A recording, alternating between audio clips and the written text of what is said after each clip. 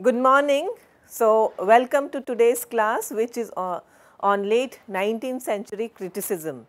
The key concepts are realism, naturalism, symbolism, aestheticism, touchstone method, objective correlative, and also dissociation of sensibility.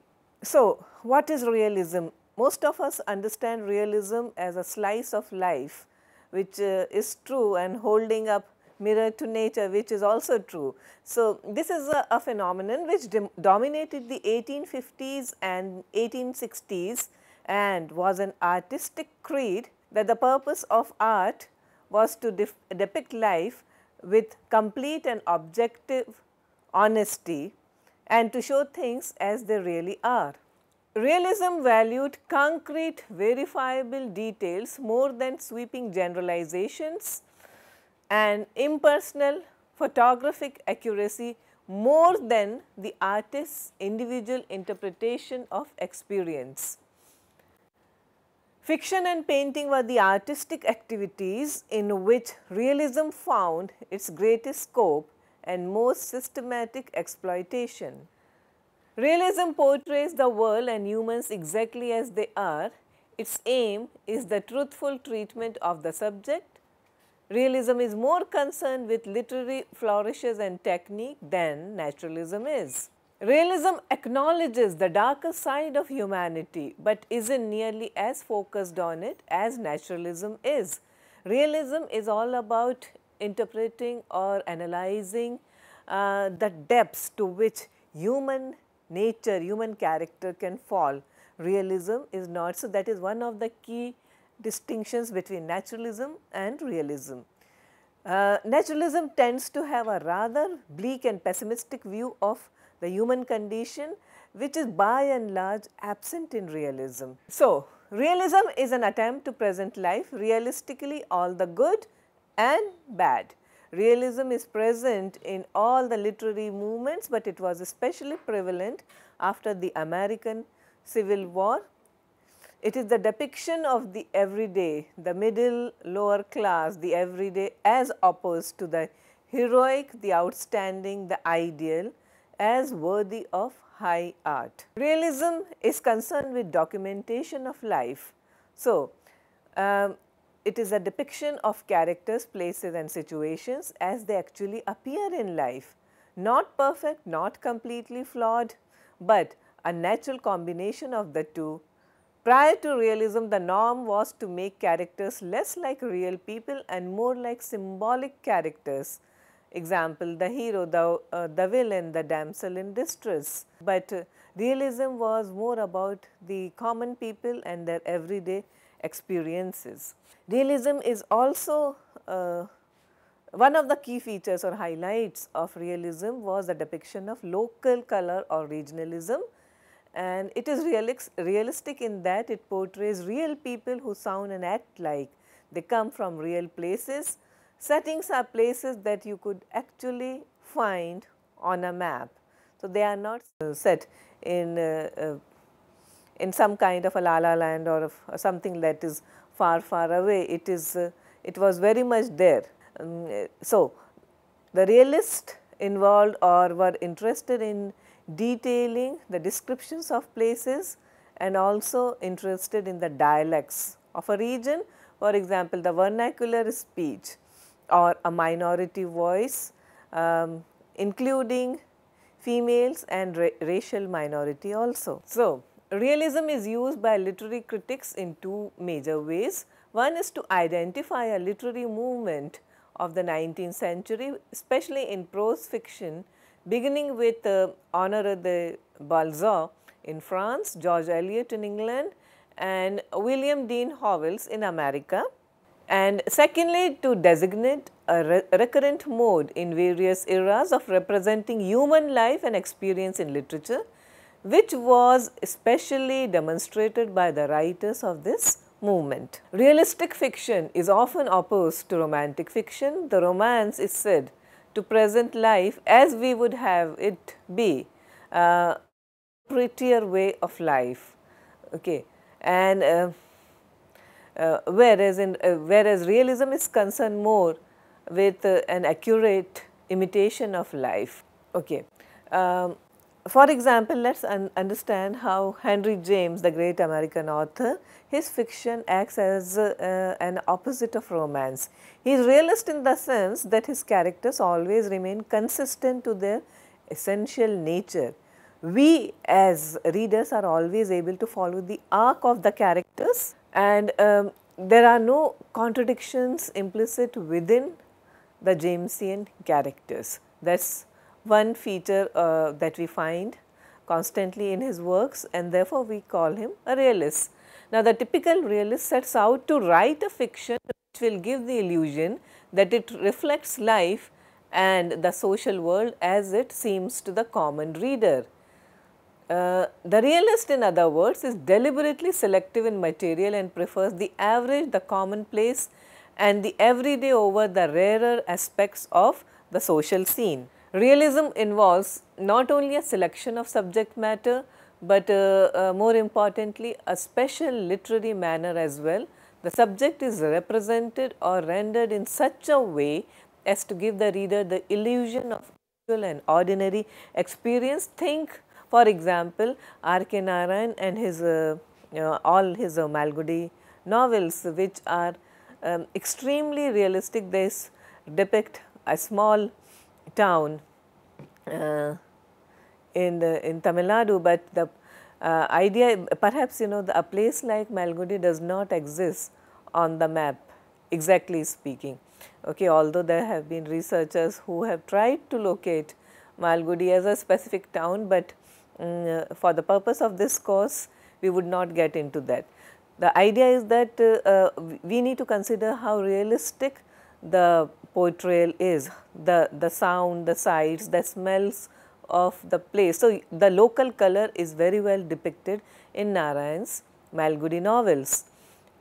Think of the British writer Daniel Defoe, who was the first novelistic realist in the early 18th century, and he dealt with the extraordinary adventures of a shipwrecked mariner in his famous work Robinson Crusoe, and also with the extraordinary misadventures of his heroine, one of the earliest heroines to be depicted so, that is Moll Flanders.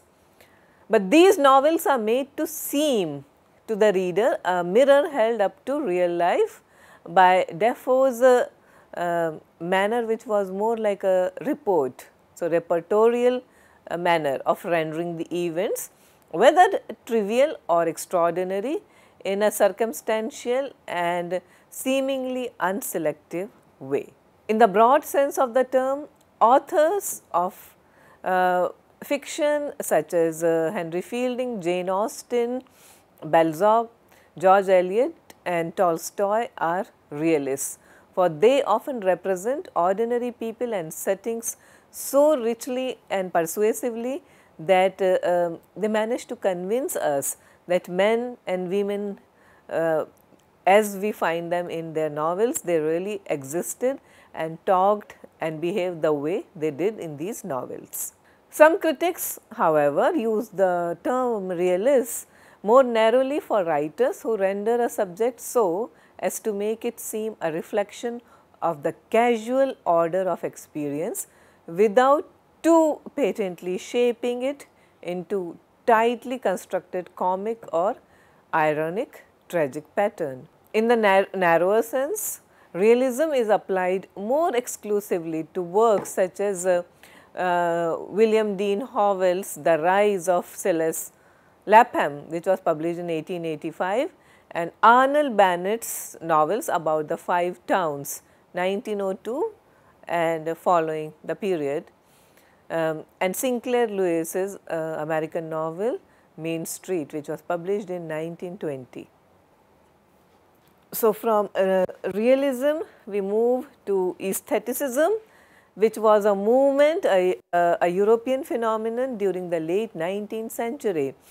It was an idea that the French writers developed that a work of art is the supreme value or has the supreme value among human products because it is self-sufficient. The historical roots of aestheticism can be found in Immanuel Kant's Critique of Judgment, which was published in 1790.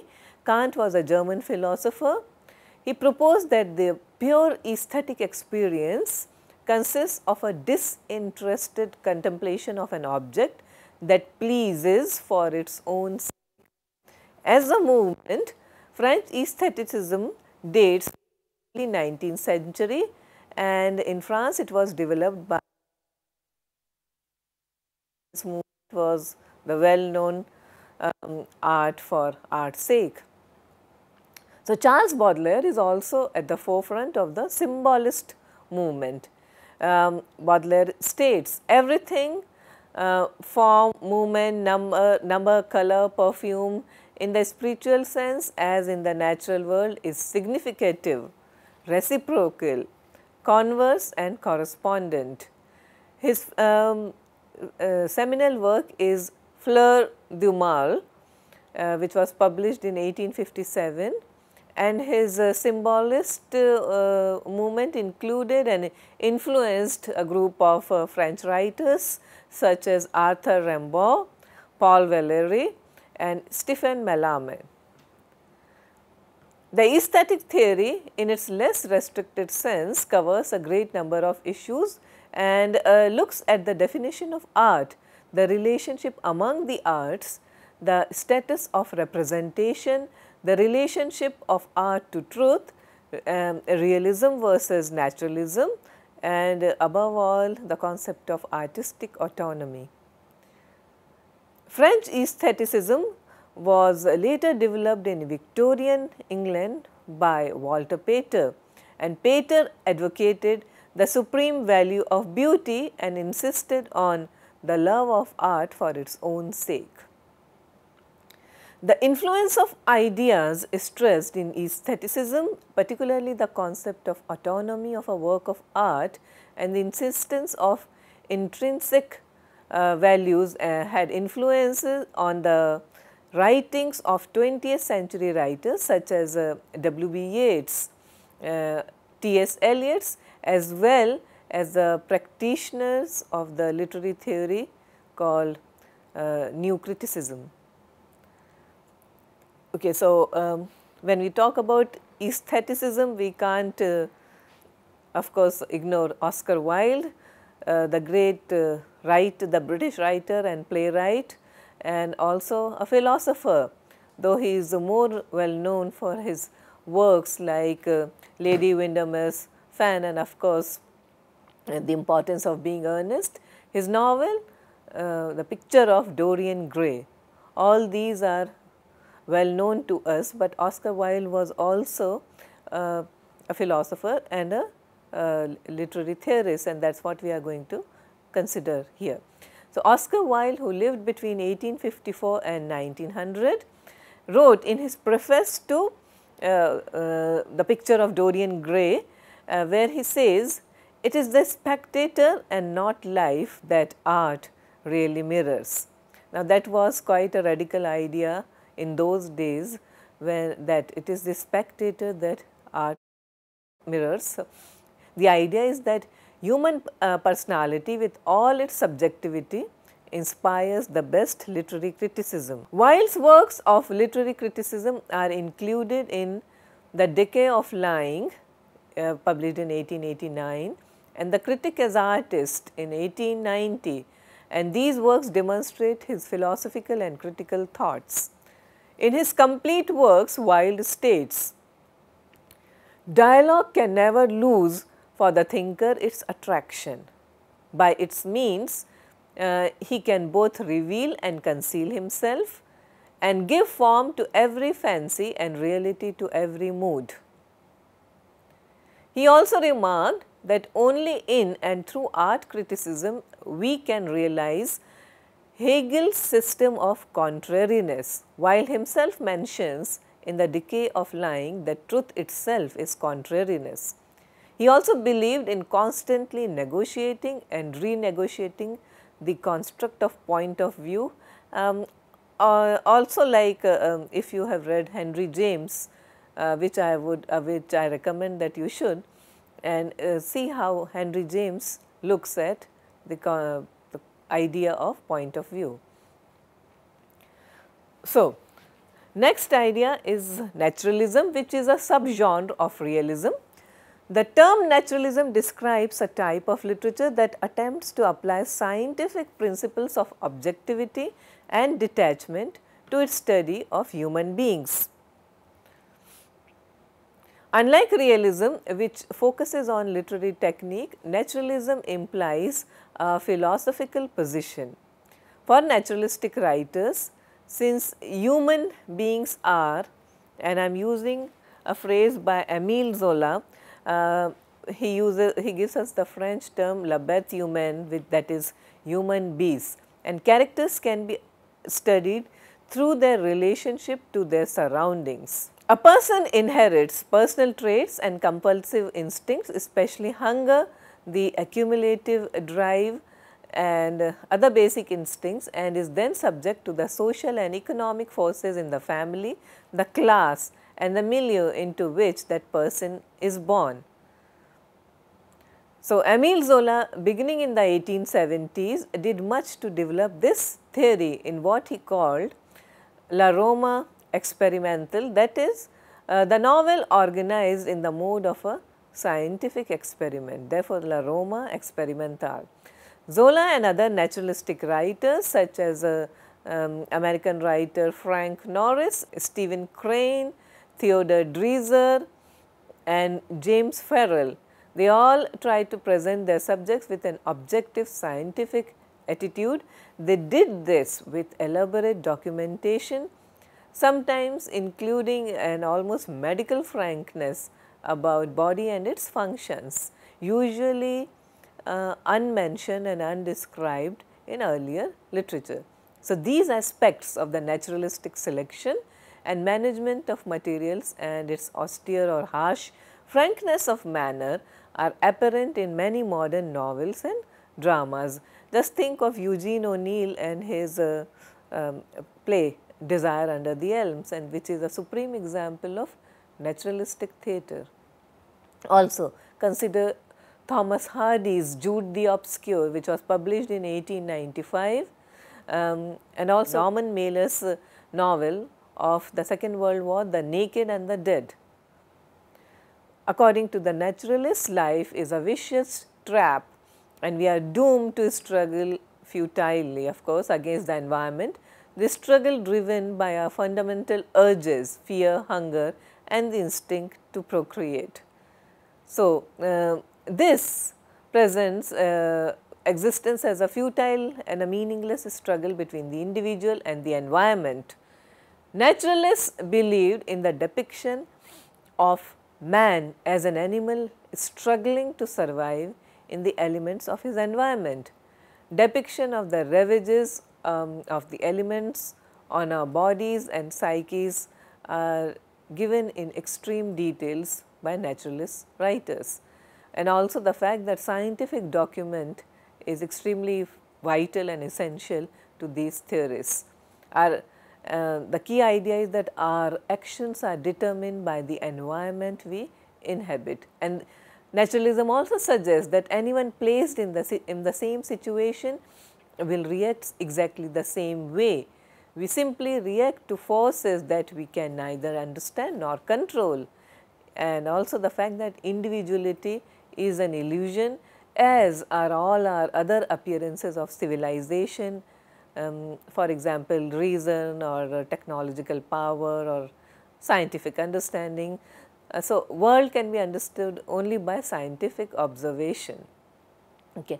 At this point, I would like to read out a passage from Theodore Dreiser's An American Tragedy, which I have just cited as a good example of naturalism. So, American Tragedy, which details the life of the hero who comes from an extremely impoverished environment, but who has this desire, this American dream to reach at the highest pinnacle of society, and his life and his career is described in extreme details, minute details by Dreiser. Here I am reading a passage which describes his relationship with Roberta, who is one of the factory girls that Clyde Griffith works with, the hero Clyde Griffith, and their relationship, and how it is demonstrated by Dreiser. The wonder and delight of a new and more intimate form of contact, of protest gainsaid, of scruples overcome, days when both, having struggled in vain against the greater intimacy which each knew that the other was desirous of yielding to, and eventually so yielding, looked forward to the approaching night with an eagerness which was as a fever embodying fear. For with what qualms, what protests on the part of Roberta, what determination, yet not without a sense of evil, seduction, betrayal on the part of Clyde.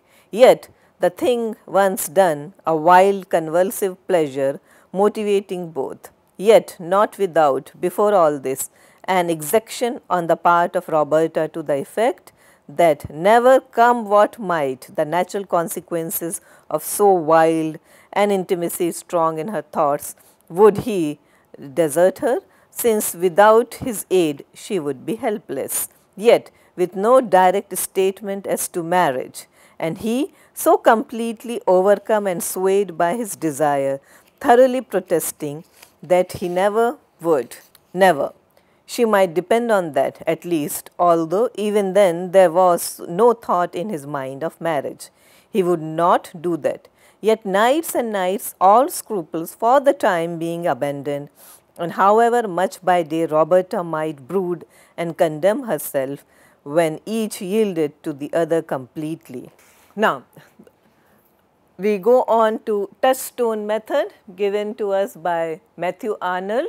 Matthew Arnold, the British poet and also the poet laureate, he has given us some everlasting critical terms and phrases such as the grand style, the modern spirit, the best that has been known and thought, and culture and anarchy. So, Arnold introduced the word touchstone in his work, The Study of Poetry. As we all know, a touchstone is a hard stone to determine the purity of gold, and Arnold took selected passages from the modern authors and compared them with selected passages from the ancient authors, and thus decided the merits of the then contemporary writers. This method was called the touchstone method. Arnold developed this as a corrective, so-called corrective for the so-called fallacious estimates of poems according to their historic importance. The touchstone passages that he compares the then contemporary passages with are from classics that come from people like Homer and Dante, Shakespeare and Milton. Okay, and the next idea is T.S. Eliot and his objective correlative. The term objective correlative was coined by the American painter and poet Washington Allston and was introduced by T.S. Eliot in his essay Hamlet and His Problems, which was published in 1919. According to T.S. Eliot, the only way of expressing emotion is by finding an objective correlative. In other words, it is a set of objects, a situation, a chain of events which shall be the formula of that particular emotion and which will evoke the same emotion from the reader. Okay. In films, I can give you the example of the hat which is worn by the protagonist in a movie called The Conformist by Bertolucci. Okay, so now let us talk about dissociation of sensibility, which is also by a term given by T.S. Eliot. So, this is a phrase introduced by Eliot in his essay The Metaphysical Poets, published in 1921, and Eliot feels that John Donne and other metaphysical poets of the earlier 17th century possessed a mechanism of sensibility which could devour any kind of experience. He believed that in the 17th century a dissociation of sensibility set in from which we have never recovered.